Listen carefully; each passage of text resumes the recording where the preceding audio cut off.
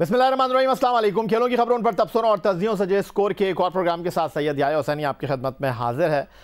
आज के इस प्रोग्राम में पाकिस्तान क्रिकेट बोर्ड के साबिक सरबराह खालिद महमूद साहब हमारे मेहमान होंगे। और खालिद महमूद साहब माजी में पाकिस्तान क्रिकेट टीम के मैनेजर रहे। 1993 का वो दौरा वेस्ट इंडीज़ जहां पाकिस्तान क्रिकेट टीम के कुछ खिलाड़ियों को पुलिस ने अपनी हिरासत में लिया ग्रेनेडा में। उस वक्त खालिद महमूद साहब पाकिस्तान टीम के मैनेजर थे। फिर 1999 वर्ल्ड कप जहां पाकिस्तान टीम को बांग्लादेश के ख़िलाफ़ नाकामी का ज़ख्म सहना पड़ा, उस मैच पर बड़े सवालात उठे और उस मैच पर उंगलियां उठी कि ये मैच पहले से तय था। खालिद महमूद साहब बतौर चेयरमैन इन दोनों वाक़यात पर क्या कहते हैं, पाकिस्तान क्रिकेट में मैच फिक्सिंग के हवाले से खालिद महमूद साहब क्या कहते हैं, आज के इस प्रोग्राम में होगी इस पर गुफ्तगू। अब हमें स्टूडियो में ज्वाइन कर रहे हैं पाकिस्तान क्रिकेट बोर्ड के साबिक सरबराह खालिद महमूद साहब, जो कि माजी में पाकिस्तान क्रिकेट टीम के मैनेजर भी रहे। लेकिन इससे पहले कि हम खालिद महमूद साहब की तरफ पाकिस्तान क्रिकेट बोर्ड के इस वक्त चलने वाले उमूर के हवाले से बात करें, 1993 में जब वसीम अकरम की क़यादत में पाकिस्तान टीम ने वेस्ट इंडीज़ का दौरा किया था तो खालिद महमूद पाकिस्तान क्रिकेट टीम के उस वक्त मैनेजर थे। और खालिद महमूद साहब, थोड़ा माजी के झरोकों में आपको लेकर जाना चाहूँगा। और ये वो दौरा था जब ग्रेनेडा में एक वाक़या पेश आया था। वसीम अकरम, आकिब जावेद, मुश्ताक अहमद, वक्कार यूनुस और आई थिंक इंज़माम उल हक, चार खिलाड़ी थे। ये खिलाड़ी जो थे उनको पुलिस ने गिरफ़्तार कर लिया था। क्या कहानी थी वो, ज़रा आपकी ज़बानी हम सुनना चाहेंगे, माजी के झरोकों में आपको लेकर जाएंगे। या आपका बहुत शुक्रिया। मैं बतौर एंकर आपका बहुत कदरदान हूँ और इसी वजह से आप देखें कि मैं अगरचे एक ज़ाती काम के लिए आपके शहर में आया था, लेकिन आपकी दावत पे मैं हाज़िर हूँ आपके साथ।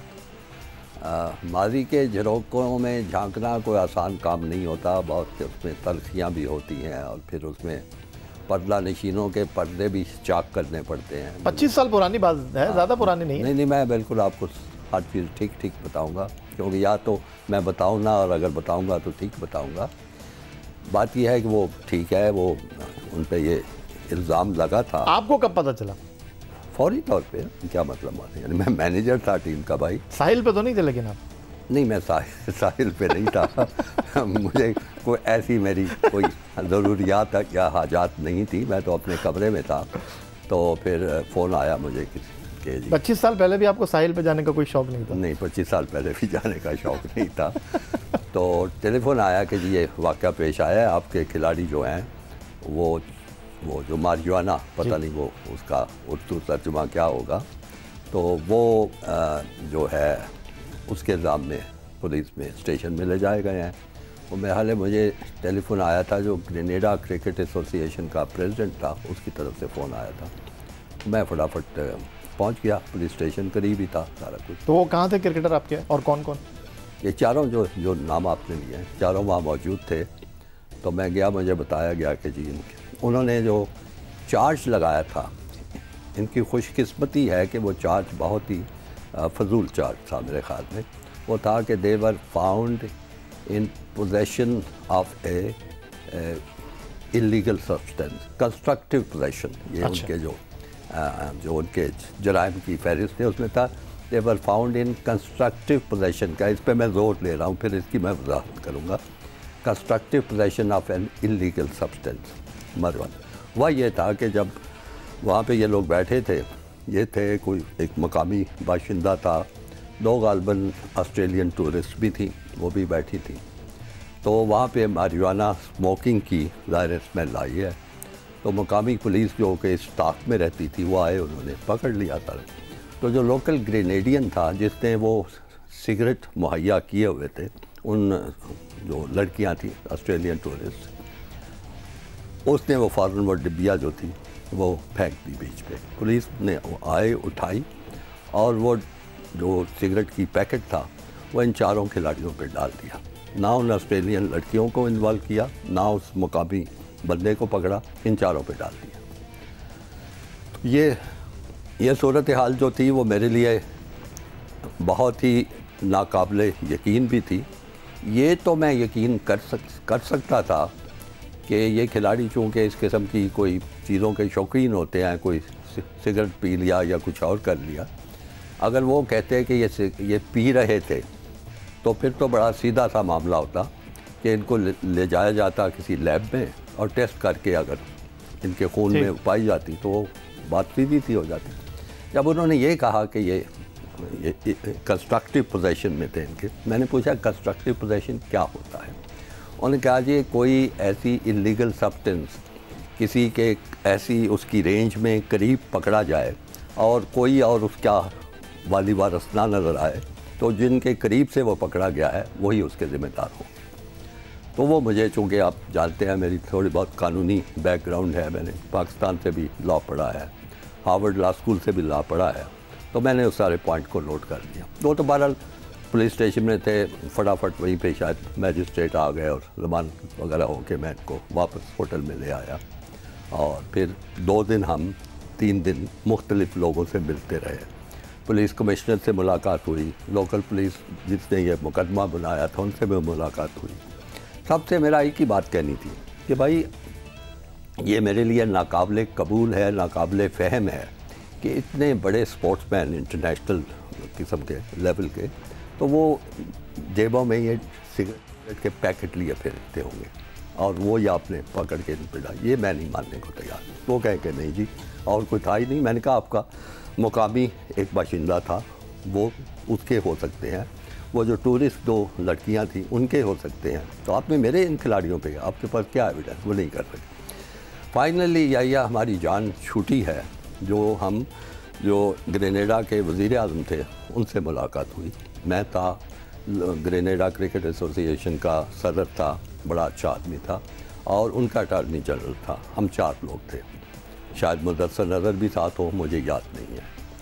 तो मैंने उसको कहा प्राइम मिनिस्टर से, वो कहते हैं क्या मसला है। मैंने कहा मैं मसला बाद में बताऊंगा, पहले मैं आपको आपका कानून बताना चाहता हूँ। कहते हैं बताएं। मैंने कहा देखिए ये हम आपके ड्राइंग रूम में बैठे हैं, सामने उनका लॉन था। मैंने कहा ये आपका लॉन है, उसका गेट बंद है, अगर यहाँ पे कोई जाते जाते एक सिगरेट की पैकेट फेंक जाए जिसमें वो चीज़ हो जो मारिजुआना वगैरह है, तो पता है आपका कौन ज़िम्मेदार होगा। कहते हैं नहीं। मैंने कहा वो आप ज़िम्मेदार होंगे। कहते हैं वो कैसे। मैंने कहा इसलिए क्योंकि आपके लान से वो पैकेट बरामद हुआ है तो वो आपके नाम लगेगा, ये दिस इज़ योर लॉ। कहते आई कांट बिलीव दैट। मैंने कहा नहीं बिलीव करते तो आपके अटॉर्नी जनरल साहब बैठे हैं, उनसे पूछ ले, वो उसका जॉन या कुछ नाम था। उसने कहा yes John what is it. उसने कहा Pakistani manager is right, this is the law. Constructive possession यही है कि आपके घर में लॉन में करीब से निकल आए तो वो कहते हैं for Jesus sake I can't believe that. मैंने कहा you have to believe that, क्योंकि कानून यही है।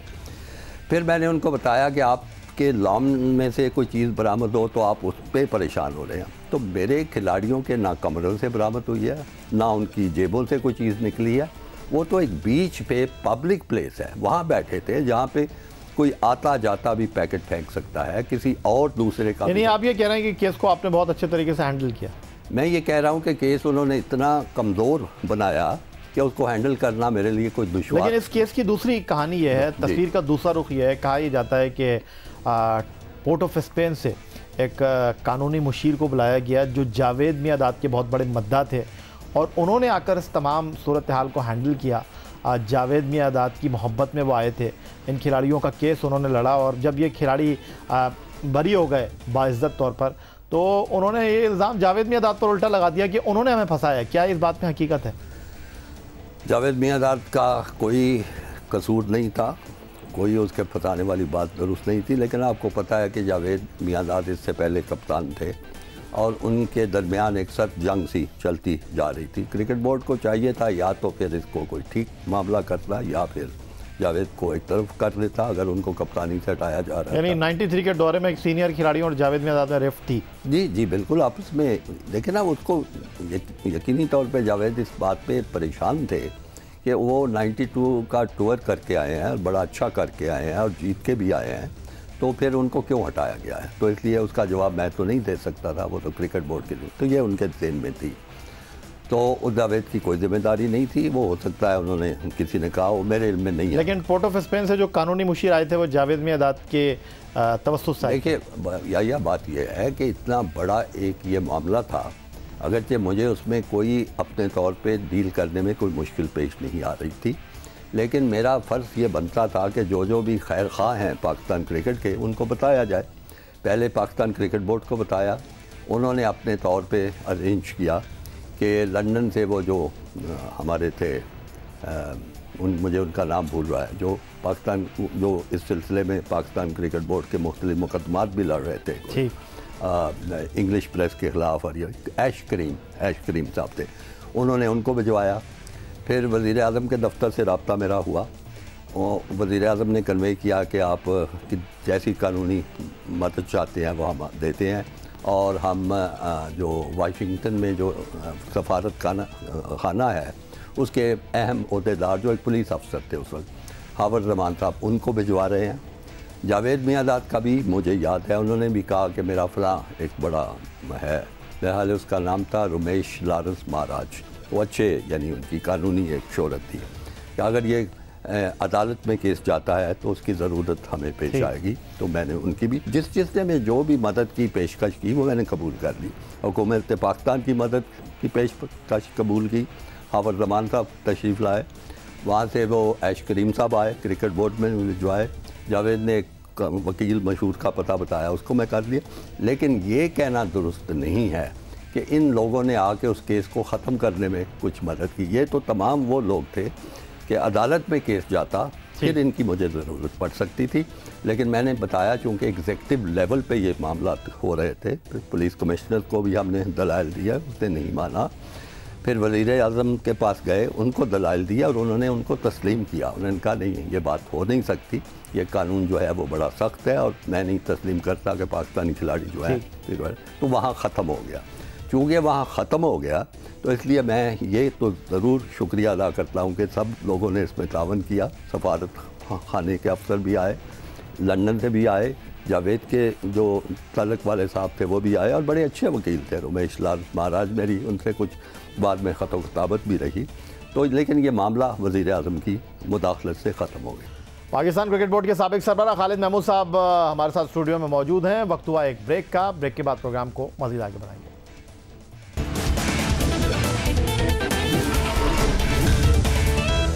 बात तो मैं कुछ और करना चाहता था खालिद महमूद साहब, लेकिन आपको मैं माजी के झरोकों में लेकर चला गया हूँ।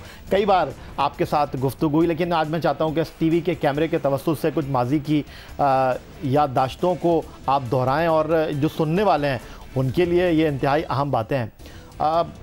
लोग ये जानना चाहते हैं कि 1999 वर्ल्ड कप से पहले जावेद मियादाद पाकिस्तान टीम के कोच थे, और जिस तरह आपने कहा कि 93 में उनको ज़ख्म लगा हुआ था, सीनियर खिलाड़ियों और उनके दरमियान तनाव था, तो 99 वर्ल्ड कप से पहले भी जावेद मियादाद के साथ यही हुआ था। आप चेयरमैन क्रिकेट बोर्ड थे और जावेद मियादाद को ठीक वर्ल्ड कप से पहले जो है वो टीम की कोचिंग से अलहदा कर दिया गया, और मुश्ताक मोहम्मद जो क्रिकेट से बहुत दूर थे उनको आपने कोच बना दिया। आपके सवाल को मुझे माज़रत के साथ रिफ्रेज करना पड़ेगा कि मैंने उनको अलहदा कर दिया, मैंने उनको अलहदा हरगिज़ बगावत हुई जावेद मियादाद के खिलाफ? नहीं, कुछ भी नहीं हुआ, बल्कि मामला बिल्कुल बरक्स हैं उसके। जावेद मियादाद थे, इससे पहले आपको याद होगा, चूँकि इतनी पुरानी बातें हैं, मुझे अगर आप नोटिस देते तो मैं अपनी याददाश्त ताज़ा करके आता। तो उससे पहले वहाँ पे शारजा में मेरा ख्याल एक टूर्नामेंट था, कोई सुना है कि खिलाड़ियों ने एक दूसरे को मारा मारी की थी। एक रोज़ा टूर्नामेंट था। नहीं, मैं यानी आप कैसे तसव्वुर कर सकते हैं कि चेयरमैन क्रिकेट बोर्ड भी मौजूद हो। शुएब अख्तर ने अपनी किताब में लिखा है जी कि बल्ले चल गए ड्रेसिंग रूम में। वो भी बात दुरुस्त नहीं है। शुएब अख्तर ने लिखा है तो किताब में जो मर्जी लिख दे। मुझे इतना याद पड़ता है कि एक मैच था गालिबन इंग्लैंड के, आप फैक्ट्स बिल्कुल, एडम हॉलियोक उस टीम के कप्तान थे, फैक्ट्स को आप ज़्यादा बेहतर बता सकते हैं। तो उस मैच में पाकिस्तान का और इंग्लैंड का कोई मुकाबला नज़र नहीं आता था, क्योंकि पाकिस्तान की टीम बहुत उस वक्त अच्छी थी और बड़े शानदार खिलाड़ी थे। आप तसव्वुर करें कि जिसमें वसीम और वकार और शुएब अख्तर जैसे फास्ट बॉलर हों, और अज़हर महमूद और अब्दुल रज़ाक जैसे ऑलराउंडर हों, और ओपनिंग में सईद अनवर और कैसे कैसे खिलाड़ी इंतज़ाम हों, मोहम्मद यूसुफ हों, तो बहुत अच्छी वो टीम थी सारी, शाहिद अफरीदी भी थे। तो कोई मुकाबला नहीं था दोनों टीम। तो वो फिर हुआ ये कि तवक्कुआत के बरक्स पाकिस्तान जो था वो मैच हारता हुआ नज़र आने लगा। और उसमें जो मुझे बताया गया कि जावेद मियां ज़ाहिर है वो भी बड़े परेशान हुए, क्योंकि उन्होंने कुछ यही पेश गोई की हुई थी कि पाकिस्तान मैच जीतेगा, और उस पेश गोई की बुनियाद पे मेरा ख्याल ये है कि बहुत से लोगों ने पाकिस्तान की जीत पे शर्तें भी लगाई हुई थी। उसके बारे में भी मुझे मालूमात दी गई, लेकिन चूँकि मेरी वो मालूमात ज़ाती नहीं है इसलिए मैं उसका तस्करा नहीं करना चाहूँगा। लेकिन जावेद मियां बहुत इस पर पूरे एतमाद थे कि पाकिस्तान जीतेगा। वो जीतने के बरक्स वो हारना शुरू हो गया। फिर जो स्कोर कम करके आया जावेद, मुझे ये मेरा ख्याल है मोइन खान ने बताया था कि उन्होंने उस पर ख़ास तौर पे कहा कि तुम जानबूझ के तुम आउट हुए हो, तुमने अपनी विकेट थ्रो की है, ये इल्ज़ाम था। तो उन्होंने गुस्से का इज़हार किया था। उन्होंने कहा कि अगर किसी ने यह बात की तो मैं बल्ला मारूंगा उसको उठा। मोइन खान ने कहा ये? मेरा ख्याल है मोइन खान था। अब ये बड़ा ख़तरनाक काम है कि मोइन खान ना हो, कोई दूसरा हो, मोइन खान होगा या शायद अफरीदी होगा। जावेद नियाज़ ने कहा कि मैं बल्ला मारूंगा जावेद नियाज़ को बल्ला मारूंगा, मोइन खान ने कहा। मोइन खान ने गालिबन बल्ला उठा लिया कि मैं ऐसी तैसी अगर किसी ने भी मुझ पर इल्ज़ाम लगाया तो मैं उसको बल्ला मारूंगा। तो ये मुनासिब बात है कि अगर कोई किसी पे इल्ज़ाम लगा रहा है तो फिर उसको तैयार होना चाहिए कि अगला भी एग्रेसिव हो सकता है, लेकिन कोई बल्ले चले नहीं है, वो बीच बचाव कर हो गया था, कोई ऐसी बात नहीं हुई। तो वो मैच हार गए हम सारा कुछ। तो जावेद खासा उस पर खफा हुआ, नाराज़ हुआ। मेरी उससे, चूँकि मैं उस वक्त वहाँ पे ये मैच हो रहा था शारजा में, तो मेरी उससे फिर तफसीली मुलाकात हुई सारी। उसके बाद उन्होंने कहा मैं आपको यकीन से कहता हूँ कि ये इन्होंने जानबूझ के हारा है। मैंने कहा यकीन से तो आप ज़रूर कहते हैं, लेकिन किसी के ख़िलाफ़ कोई एक्शन लेने के लिए मेरे पास भी तो कुछ सबूत होने चाहिए, कोई चीज़ होनी चाहिए। आप किसी तरह का कोई सबूत ले आए मेरे पास। कोई आउटसाइडर कह दे कि जी हमारी इनसे कुछ ऐसी डील हो गई थी, कोई बंदा कुछ तो लेके आओ ना। अगर तुम्हारे पास इतनी पक्की इत्तला है कि इन्होंने ऐसे किया है, तो बुक मेकर्स यहाँ पे मौजूद हैं, ये जुए का गढ़ है, मुझे इसमें कोई शुबा नहीं। मुमकिन हो सकता है, लेकिन मुमकिन की बुनियाद पे मैं किसी के ख़िलाफ़ एक्शन नहीं ले सकता। आप मुझे बताओ। उन्होंने कहा नहीं आप बस ऐसे करें कि मैं इसको निकाल दें और सारी टीम को बता दें कि सारी सिलेक्शन का, हर चीज़ का इख्तियार जो है वो जावेद मियां के पास है। मैंने कहा ना, यह बोर्ड के आइन के भी ख़िलाफ़ है, एक सिलेक्शन कमेटी है, बाकी चीज़ें हैं, कप्तान का भी इख्तियार है, तो ऐसे नहीं हो सकता। आप जो भी इल्ज़ाम लगा रहे हैं उसको बैक करें, सपोर्ट करें शहादत के साथ, गवाही के साथ, तो मैं इंशाल्लाह सख्त एक्शन लूँगा। मुझे कोई परवाह नहीं वर्ल्ड कप क्या होता है, कैसे होता है, मैं लूँगा। वो नहीं हो सका। वो ये मुतालबा करते रहे कि जी मेरे इख्तियारात में इजाफा करें, ये करें। मैंने कहा इख्तियारात कोच के बेशुमार होते हैं और आप सीनियर प्लेयर हैं, आपको तो इख्तियारात की कमी नहीं हो सकती, जैसे करें। तो ये हमारी गुफ्तगू हो गई, ख़त्म हो गई। जब टीम वापस आई पाकिस्तान, तो मैं दफ्तर में बैठा था। मेरा ख्याल है फैक्स पे इनका इस्तीफ़ा मौसूल हुआ था कि मैं for personal reason I hereby resign. अब मुझे उसकी सारी पस मंज़र पता था। हमारी बहस और गुफ्तगू काफ़ी हो चुकी थी। वो इख्तियार मांग रहे थे, आइन से तजावुज़ करके इख्तियार मांग रहे थे, हक़ाइक़ को साबित किए बगैर इख्तियार मांग रहे थे। वो मेरे लिए मुमकिन नहीं था। तो मैंने उनका इस्तीफ़ा जो था वो मंजूर कर दिया और नए कोच की तलाश हुई। मेरे ख्याल में मुश्ताक मोहम्मद, चूँकि मुश्ताक मोहम्मद मेरी नज़र में पाकिस्तान के जो 2-3 इंतहाई कामयाब कप्तान हैं और मरदम शनास और खेल को समझने वाले, मैं मुश्ताक को उनमें शामिल करता हूँ। क्योंकि वो तुम्हारे एक किस्म का तालिब इल्मी के ज़माने का रोमांस था। वो जैसे वेस्ट इंडीज़ के ख़िलाफ़ खेले और ये वो, तो उनसे रब्ता किया गया कि आप ये ज़िम्मेदारी बहुत शार्ट नोटिस है, आप क्या कबूल कर सकते हैं। तो उन्होंने कहा मैं बहुत खुशी से ये काम कर सकता हूँ। और वो चूँकि आप ये नहीं कह सकते वो क्रिकेट से बिल्कुल हट चुके थे। वो ज़माने में उनका BBC के साथ एक कॉन्ट्रैक्ट हुआ था कि उन्होंने वर्ल्ड कप के तमाम मैचेस पे तबसरा वगैरह करना था, तो वो बिल्कुल करंट थे। तो उन्होंने कहा, और वो फिर आप जानते हैं कि एक एक जगह को, एक एक सेंटर को जहाँ पे मैच होने थे, तो मेरे ख्याल में बेहतरीन वो इंतखाब था बतौर कोच के, और उन्होंने वो कबूल किया। और उनकी कोचिंग में और उनके उस उहदे संभालने के बाद पाकिस्तान क्रिकेट बोर्ड के साबिक सरबराह खालिद महमूद साहब हमारे साथ स्टूडियो में मौजूद हैं। वक्त हुआ एक ब्रेक का। ब्रेक के बाद प्रोग्राम को मज़ीद आगे बढ़ाएंगे।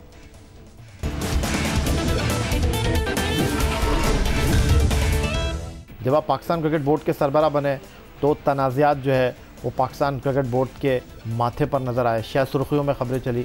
थोड़ा सा आपसे जानना चाहूँगा, पाकिस्तान बांग्लादेश का मैच जिस पर बहुत ज़्यादा बात होती है कि उस मैच में गड़बड़ थी और जानबूझकर वो मैच टीम हारी, जस्टिस कयूम रिपोर्ट में भी उस मैच के हवाले से बहुत कहा गया। आपके बारे में क्या, आपके पास बतौर चेयरमैन उस हवाले से क्या इत्तलात आई? मेरा ख्याल नहीं है कि जस्टिस कयूम जो रिपोर्ट है उसमें उस मैच का कोई तज़किरा हो सकता है, क्योंकि वो तमाम की तमाम वर्ल्ड कप से पहले के मैचेस और उन मामलात में थी। मैं आपसे इख्तलाफ करता हूँ, मलिक कयूम की रिपोर्ट में उसका तज़किरा नहीं होगा। वो एक अनोखा किस्म का मैच था और इतनी नाकाबिल यकीन किस्म का नतीजा उसका था कि मैं तो पाकिस्तान में था, तो मैं भी बड़ा ज़ाहिर है बहुत ही परेशान भी हुआ और मुझे गुस्सा भी आया, सारी चीज़ें अपनी ठीक है। लेकिन बहरहाल वर्ल्ड कप हो रहा था, उसमें फौरी तौर पे क्या हो सकता था। मैं बाद में फ़ाइनल से शायद कुछ पहले मैं इंग्लैंड पहुंचा था, तो वो मैच यकीनन मशकूक था, मुझे उसमें कोई शुबा नहीं। लेकिन मुसीबत ये है कि यहाँ पे कोई किसी किस्म की जो सही तफ्तीश होनी चाहिए वो तफ्तीश नहीं होती। आप देखिए ना, 2010 में हमारे 3 खिलाड़ी पकड़े गए स्पॉट फिक्सिंग में, और कैसी शानदार उन्होंने सारी तफ्तीश की थी। जितनी फोरेंसिक एविडेंस वो इकट्ठी कर सकते थे, कंप्यूटर में से जो रिकॉर्ड निकाल सकते थे, टेलीफोन में से जो थे, वो उन्होंने निकाल के फिर साबित किया कि, और इस तरह 3 खिलाड़ी। अब यहाँ पे इंक्वायरी हुई, जुडिशल इंक्वायरी हुई, और जुडिशल इंक्वायरी हुई, जस्टिस करामत नज़ीर भंडारी थे उनके होते हुए। लेकिन मैं तो आपको पता है वर्ल्ड कप के बाद फारिग कर दिया गया था, क्योंकि वो कहा गया कि जी हम वर्ल्ड कप नहीं जीत सके। इस इल्ज़ाम पे तो हर चेयरमैन को चले जाना चाहिए। मेरा ख्याल है सेकंड बेस्ट परफॉर्मेंस थी हमारे उस टीम की, कि इमरान खान 92 में जीत गए थे फाइनल, हम 99 में फ़ाइनल हार गए थे, तो सेकंड बेस्ट परफॉर्मेंस थी। लेकिन इसी इल्ज़ाम पे कहा कि जी टीम आपकी जीत नहीं सकी। तो मेरा उसमें फिर कोई ना तफ्तीश में अमल दखल था, ना किसी और मामले में था। लेकिन मैं आपको ये रिकॉर्ड पे कह रहा हूँ कि उसकी तफ्तीश होनी चाहिए थी मुकम्मल तरीके से। बांग्लादेश के ख़िलाफ़ मैच आप कहते हैं मशकूक था, पाकिस्तान टीम हारी। और फ़ाइनल के बारे में आपका क्या ख्याल है? लॉर्ड्स पर जो फ़ाइनल खेला गया, कहते हैं कि गीली पिच थी, रात भर बारिश होती रही, पाकिस्तान टीम ने टॉस जीतकर बैटिंग कर ली, फिर लोग बहुत नाराज़ हुए। पाकिस्तान टीम फेवरेट थी 99 वर्ल्ड कप के फ़ाइनल में। इसमें दो कोई राय नहीं है कि पाकिस्तान दूसरी मरतबा वर्ल्ड कप का फ़ाइनल खेल रहा था। लेकिन जब पाकिस्तान ऑस्ट्रेलिया के ख़िलाफ़ फ़ाइनल में पहुंचा तो कोई सोच ही नहीं रहा था कि पाकिस्तान हार जाएगा, सब पाकिस्तान की जीत पर बात कर रहे थे। फ़ाइनल के बारे में भी आप यही कहेंगे मशकूक था फ़ाइनल? नहीं, फ़ाइनल के बारे में मैं ये नहीं कहूँगा। उसकी वजह यह था कि टेक्निकली सारे फैसले ही इनके गलत हो रहे थे। मतलब विकेट ऐसी की थी कि जिसमें इनकी बॉलिंग जो है, तो जो फैसला था टॉस जीतकर बैटिंग करने का, वो मशकूक था, वो गलत था। मशकूक इसलिए नहीं मैं कह सकता कि वो गलत था। गलत की यानी जजमेंट की बात भी होती है ना। मेरा ख्याल है मेरी बात हुई थी इन लोगों से बाद में। डॉक्टर ज़फ़र अल्ताफ़ थे उस टीम के मैनेजर, और बड़े मंजे हुए, अल्लाह उनकी मग़फ़िरत करे, बड़े मंजे हुए क्रिकेटर थे और पहले बड़ा वसी तजर्बा रखते थे। मुश्ताक मोहम्मद कोच थे।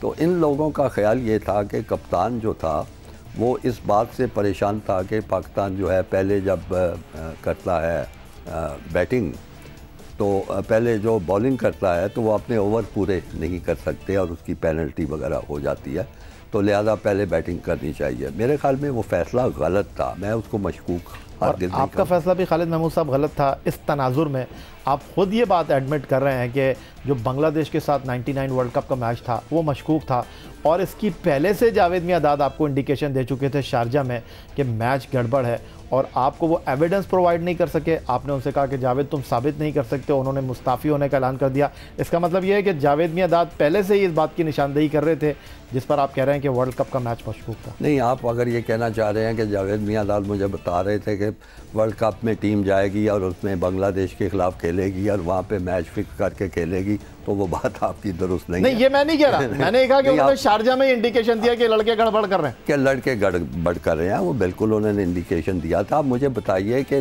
वर्ल्ड कप सर पे था तो उसमें क्या किया जाता कि जिनके खिलाफ वो उनको शक था कि ये गड़बड़ कर रहे हैं, वो सारे के सारे उसी शक की बुनियाद पर। आपको रिग्रेट है कि जावेद मियांदाद जो बात कर रहे थे, आप खुद ये बात एडमिट कर रहे हैं कि बांग्लादेश का मैच मशकूक था, तो आप इस बात का अफसोस करते हैं कि जब जावेद ने ये बात करी थी और फिर वो बात आकर बांग्लादेश के मैच में साबित हुई, तो आप क्या कहेंगे? नहीं, मैं इसका बात का बिल्कुल अफसोस नहीं करता। बात यह है, किसी मुआशरे में आप देखें जो एक इंसाफ के तकाज़े होते हैं वो पूरे होने बहुत ज़रूरी होते हैं। अब कितने बेशुमार कत्ल हो जाते हैं, लेकिन हर कोई फांसी तो नहीं चढ़ जाता।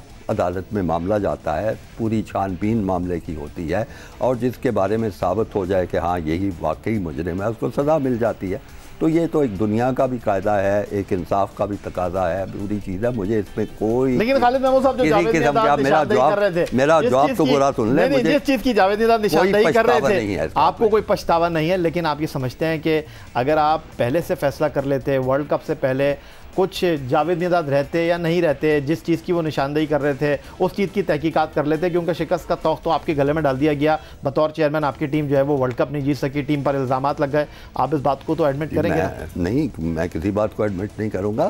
पहले से जो आप फरमा रहे हैं कि मैं कर लेता तहकीकात और छानबीन, तो मैं उससे ज़्यादा क्या करते हैं। आप देखिए, इतनी देर से ये मैच फिक्सिंग के इल्ज़ामात लग रहे थे, इतनी देर से ये सारा कुछ तबसरे हो रहा था, क्या किसी क्रिकेट बोर्ड, फिर आपने भी तो आंखें बंद रखी ना सर, जब आपको आपका कोच कह रहा था? बंद नहीं रखी। आप देखिए, आपकी बड़ी मुअस्सर आवाज़ है, आपको सारे पाकिस्तान में आपका प्रोग्राम सुना जाता है, आपके सवालात ऐसे हैं जिसमें वो सच्चाई छुपाई जा रही है। बात यह है कि किसी क्रिकेट बोर्ड को तौफीक नहीं हुई थी कि इस मामले की छानबीन करे।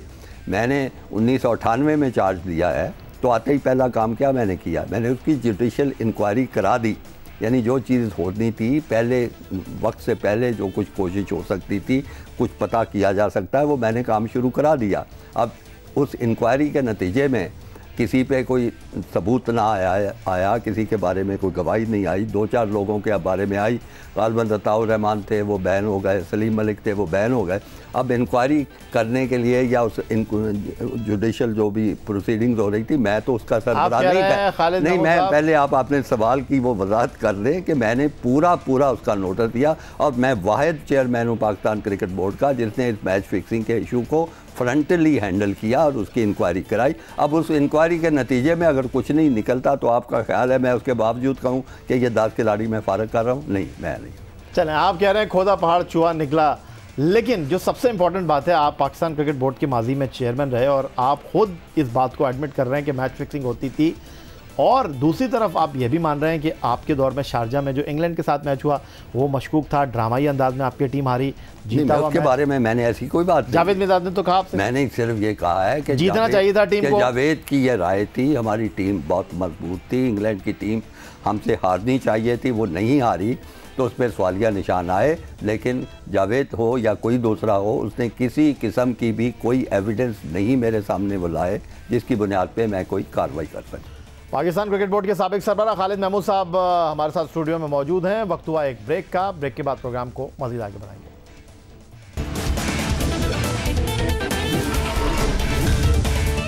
खालिद महमूद साहब, अब सबसे बड़ा और इंतहाई अहम सवाल यह है कि, और अब भी सूरत हाल वैसी होगी, तो जब तक मेरे सामने कोई सबूत नहीं आएगा मैं कोई कार्रवाई नहीं करूँगा। लेकिन उसके बाद जस्टिस कयूम रिपोर्ट मंजर आम पर आई जी, और लेफ्टिनेंट जनरल रिटायर्ड तौकीर वो मेरे चले जाने के बाद मंजर, जी बिल्कुल, लेकिन मुझे कोई क्रेडिट कुछ तो आप देना कि वो कयूम रिपोर्ट क्यों आई, क्योंकि वो प्रोसीडिंग शुरू करवाई गई। सर, लेकिन आपके दौर में ही हुआ जो भी हुआ, आपके दौर में शारजा के मैच के ऊपर सवाल उठा, आपके दौर में वर्ल्ड कप का मैच हुआ उसके ऊपर सवाल उठा, और आप खुद इस बात को एडमिट कर रहे हैं कि वो मैच मशकूक था।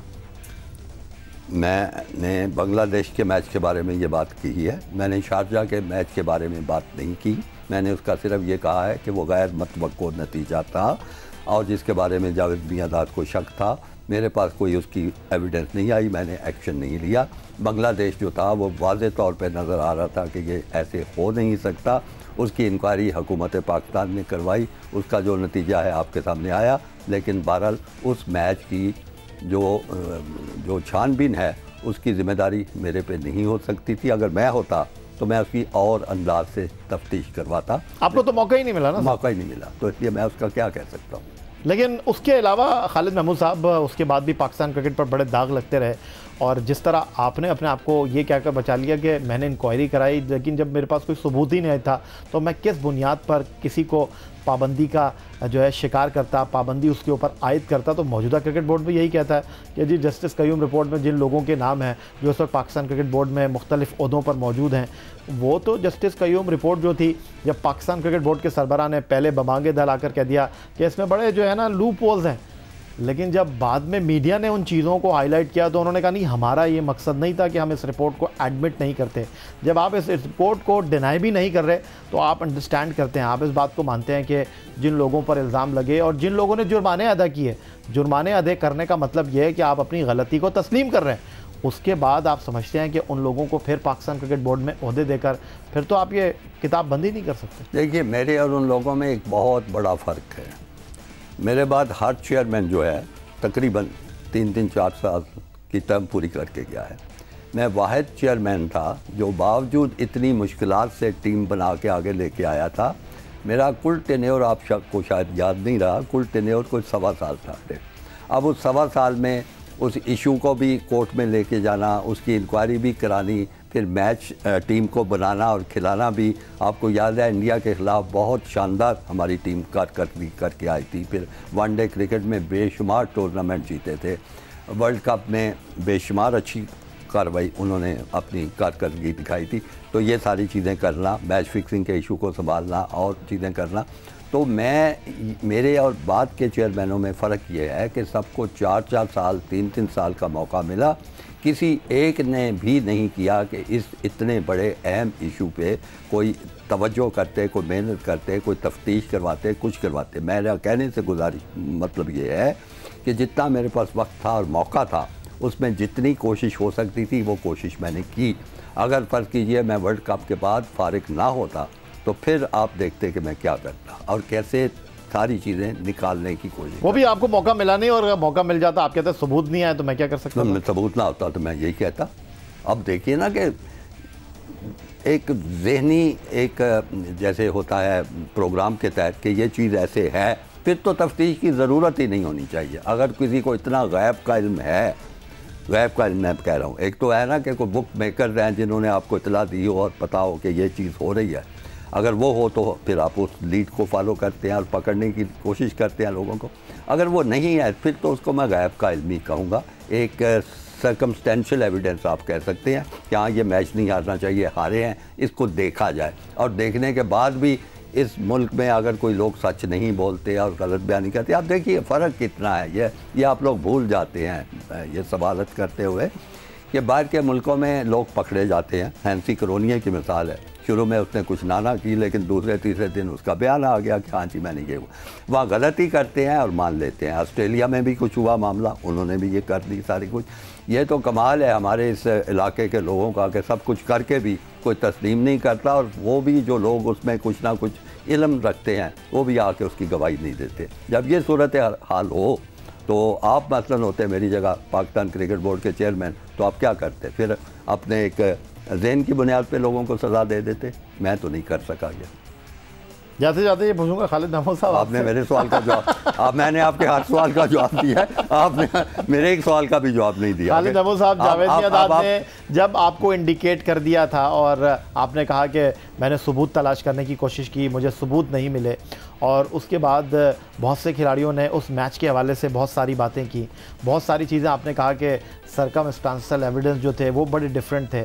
आपने कहा कि टीवी पर वो मैच आ रहा था शारजा का, आपने ख़ुद कहा कि बुकीज़ का गढ़ था। ऑन द अदर साइड आप ये भी कह रहे हैं कि कोच जो ड्रेसिंग रूम में मौजूद था, आप माजी में इस टीम के मैनेजर रहे हैं और मैनेजर ड्रेसिंग रूम में मौजूद रहता है। उसके बाद जिस चीज़ों की निशानदेही जावेद मियादाद ने की थी कि मैचों के दौरान गड़बड़ हो रही है, जो उन्होंने हवाला भी दिया इंग्लैंड के मैच का, फिर जब वर्ल्ड कप में आपकी टीम गई और बांग्लादेश का मैच उसका सबूत बना, तो कहीं ना कहीं तो आपसे भी चूक हुई ना कि आप अगर सबूत के ना मिलने के बावजूद भी जो है आप कोई चीज़ तय नहीं कर सके, तो या तो वक्त आपके पास कम था, या आप ये कह सकते हैं कि आप उन चीज़ों को अनफोल्ड नहीं कर सके वक्त की वजह से। तो इतना लंबा तबसरा किया, मुझे थोड़ा सा हक दें कि मैं भी उस पर तबसरा कर सकूँ। बात यह है कि आप बार बार चूक की बात कर रहे हैं, फिर तो आप तमाम अदालतों के जज जो है ना उनको आप कटहरे में खड़ा कर सकते हैं कि आपसे चूक हो रही है। ये आपके पास एक कत्ल का केस आया था, आपने सज़ा नहीं दी, आपसे चूक हो गई। आप कोई पुलिस वाला तफ्तीश करता है, वो करके लाता है, उसको नहीं कोई चीज़ मिलती वो देता, आप कहते हैं ऐसे चूक हो गई। तो देखिए एक प्री सपोजिशन हो जाती है कि जी ये ऐसे है। अब या आप कहें, दावा करें, या खुद जावेद मियाँदाद दावा करे कि उसके पास गैब का कोई इल्म था, उसको कहीं से इल्हाम आया था, कहीं पे वही उतरी थी कि हाँ जी ये ऐसा हुआ है। वो अगर दावा करता तो मैं उसको भी संजीदगी से सुनता कि हाँ बताओ भाई क्या है। या वो ये कहता कि यहाँ मेरे फ़लाने ताल्लुक वाले, और उसके लोग थे ताल्लुक वाले, ये बात मैं आपको बता रहा हूँ, आपको भी इल्म है, वहाँ से इतला मिल रही है कि ऐसी चीज़ होती, कोई चीज़ उसने नहीं बताई। तो फिर ना गैब का इल्म का दावा था, ना किसी इल्हाम का दावा था, ना किसी दुनियावी जो सोर्स से कोई इतला थी, कोई चीज़ भी नहीं थी। तो फिर तो मैं हक बजानिब था कि कहता कि जनाब कुछ आप लाएँ करके तो फिर बात करें। तो मैं उसको ना कोई चूक समझता हूँ, चूँकि मेरी तरबियत जो है एक लीगल माइंड के तौर पे हुई है कि कोई सामने चीज़ आए एक्शन करो, नहीं आती तो फिर उसकी किस्मत है, कोई करके भी बच जाता है, बचते हैं, हज़ारों मैंने मिसालें दी हैं, बचा। तो मैं उसकी कोई चूक नहीं समझता, ये बात मैं तस्लीम करता हूँ कि वक्त महदूद था, मुझे नहीं वक्त मिला कि मैं बांग्लादेश के मैच की, मुझे बड़ा यानी ये है हसरत कि मुझे वक्त मिलता तो मैं उसको सही सच्चाई तलाश कर सकता था अपने वसाइल से, अपने ज़राए से। मेरे बाद तो कोशिश ही कोई नहीं हुई सारा, ये मुझे अगर कह सकते हैं पछतावा तो ये था, अगर मुझे वक्त मिलता।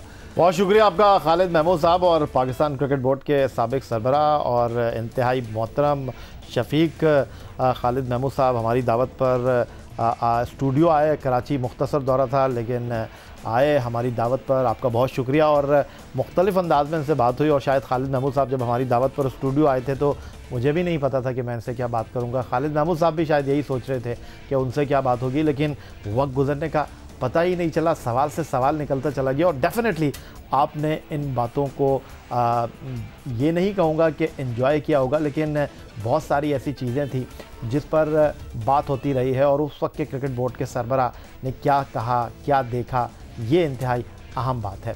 यही आज का हमारा प्रोग्राम था। ट्विटर पर आप मुझे फॉलो कर सकते हैं, फेसबुक पर हमारा पेज score.geo news, जहाँ जाकर आप इस प्रोग्राम के क्लिप्स एक बार फिर देख सकते हैं, और आप हमें ईमेल कर सकते हैं score@geo.tv पर। इस दुआ, इस उम्मीद, इस तवक्को के साथ कि पाकिस्तान में खेल और खिलाड़ी तरक्की करते रहें, सैयद यासरीन को स्कोर की पूरी टीम के साथ अगले प्रोग्राम तक के लिए इजाज़त दीजिए। अल्लाह हाफ़िज़।